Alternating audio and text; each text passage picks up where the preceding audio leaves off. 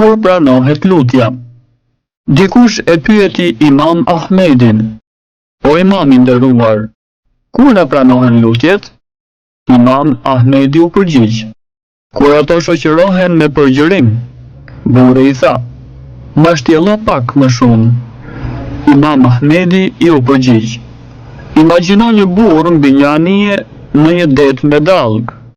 Anija mbytet dhe burri mbetet sipër dallgëve të çmendura. Ajo që e mban sipër është një dërrase e madhe.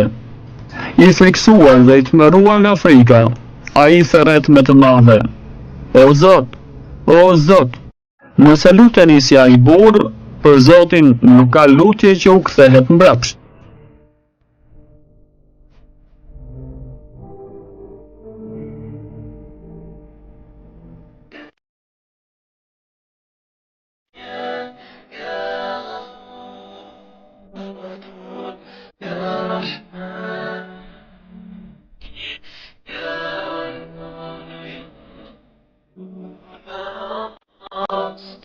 Gracias.